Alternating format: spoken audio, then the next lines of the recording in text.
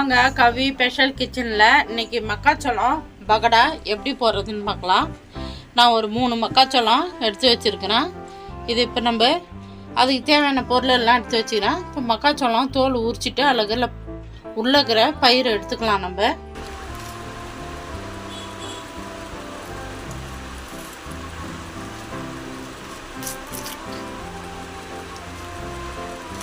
இப்போ மக்காச்சோளத்தை நம்ம தோல் உரிச்சாச்சு. இந்த பயிரெல்லாம் இப்படி எடுத்துக்கலாம்.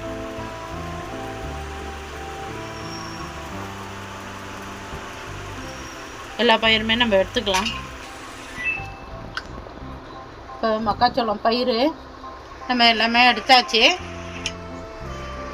இது சக்கை, இது தேவைப்படாது, தூக்கி போட்டுடலாம். இப்போ இது மிக்சியில் போட்டு நம்ம அரைச்சிக்கலாம் குறைன்னு. இப்போ இந்த பருப்பை வந்து நம்ம அரைச்சிக்கலாம். ஒரு மிக்சி ஜாரில் போட்டுக்கலாம்.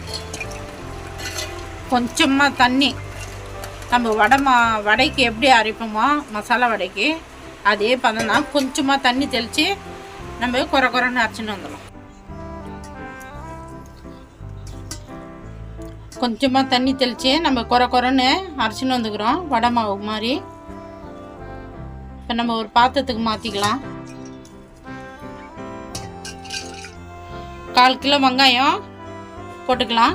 நான் நீட்டு வாட்டத்தில் அரிஞ்சு வச்சுக்கிறேன். அரிசி மாவு ஒரு 50 கிராம் போட்டுக்கலாம். கடல மாவு ஒரு 100 கிராம் போட்டுக்கலாம். இஞ்சி ஒரு துண்டளவு எடுத்து தோல் சீவிட்டு பொடிசாக கட் பண்ணி வச்சுக்கிறேன். 3 பச்சை மிளகாய், கைப்பிடி கருவேப்பிலை,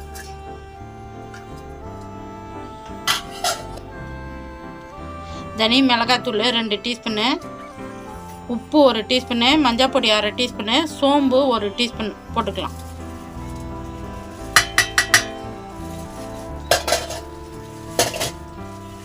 எல்லாத்தையும் ஒன்றா மிக்ஸ் பண்ணிக்கலாம். எல்லாத்தையும் ஒன்றா மிக்ஸ் பண்ணிட்டு தண்ணி கொஞ்சம் கொஞ்சமாக தெளித்து பிசைஞ்சிக்கலாம்.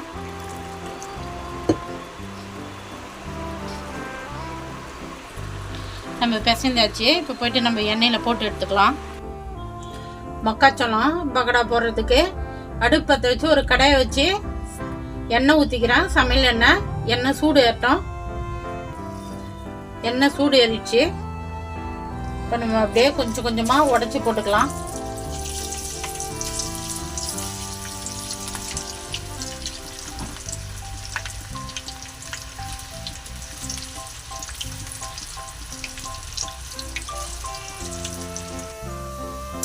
திருப்பி போட்டுக்கலாம். நம்ம திருப்பி போட்டுங்க.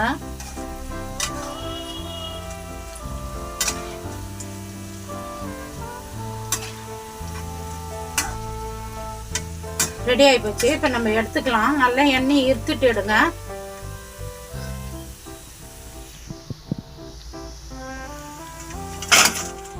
கவி ஸ்பெஷல் கிச்சனில் இன்னைக்கு மக்காச்சோளத்தில் நம்ம பகடா எப்படி போடுறதுன்னு பார்த்தோம். நான் எப்படி போட்டேன்னா அந்தமாரி போட்டு பாருங்கள். நல்லா சூப்பராக டேஸ்ட்டாக இருக்கும். எனக்கு சப்போர்ட் பண்ணுங்கள். இந்த வீடியோ பிடிச்சிருந்தா